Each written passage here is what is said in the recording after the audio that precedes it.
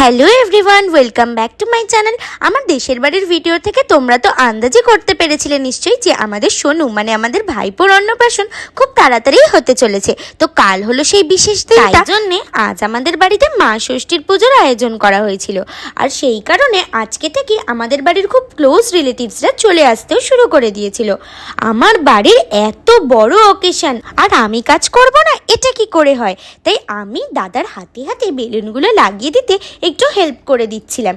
ইতিমধ্যেই দেখো ক্যামেরাম্যান দাদারাও চলে এসেছে, তাদের ক্যামেরা আর লাইটস সেট আপ করে নিচ্ছে। আর এইদিকে দেখো ঠাকুরমশাই এসে মা ষষ্ঠীর পুজোর যাবতীয় আয়োজন প্রায় শুরু করে দিয়েছে। এই এত সবকিছু আয়োজন যাকে ঘিরে সে তো ঘুম থেকে উঠে বুঝতেই পারছে না যে কি হচ্ছে, সে তো অবাক হয়ে দেখেই যাচ্ছে।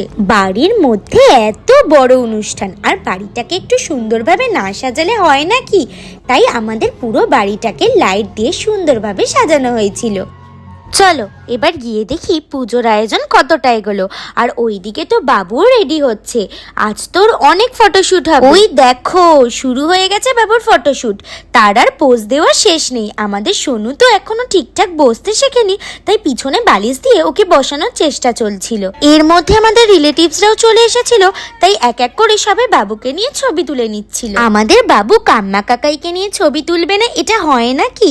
তারপরে বাবু তার আদরের ঠাম্মি আর দাদানের সাথেও ছবি তুলে নিল। দেখো বাবু আর তার কাকাই তার কাম্মাকে বাদ দিয়েই বেশ ভালোই ছবি তুলে নিচ্ছে দেখছি। তাই এবার জোর করে আমি ওর সাথে ছবি তুলতে চলে এলাম। ও বাবা, আবার পোজ ভুল হচ্ছে, তাই ক্যামেরাম্যান দাদা আমাদের পোজটা ঠিক করিয়ে দিয়ে ছবি তুলে দিল। ছবি টবি তোলার পালা পর্ব এবার শেষ করে বাবুকে নিয়ে এবার দিদি পুজোয় বসলো।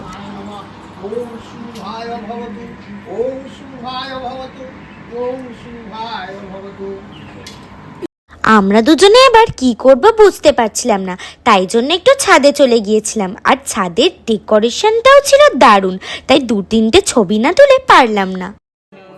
আমাদের সোনুকে দেখো পাঞ্জাবি পরে কি সুন্দর লাগছে, বাবুর থেকে একেবারে চোখটা ফেরানোই যাচ্ছিল না। আর এইদিকে তো পুজোর আরতিও স্টার্ট হয়ে গিয়েছিল। মা ষষ্ঠীর আরতি বলে কথা, তাই মিস না করে মন ভরে দেখছিলাম। পুজো টুজো মিটে যাওয়ার পর আমাদের সোনু দেখো সব ড্রেস টেস খুলে খেলতে বসেছে। এদিকে আমাদের দুজনেরও তো খিদে পেয়ে গিয়েছিল, তাই নিচে আসতেই দেখি সব বাচ্চা কাচ্চারা খেতে বসে পড়েছে। তাই এদের খাওয়া দাওয়া মিটতে সব বড়রাও বসে পড়লো। সবার খাওয়া দাওয়া মিটে যাওয়ার পর শেষমেশ আমরাও খেয়ে নিলাম। চলো আজকের জন্য এইটুকুই, দেখা হচ্ছে আবার নেক্সট ব্লগে। ততক্ষণে সবাই সুস্থ থেকো, ভালো থেকো, গুড বাই।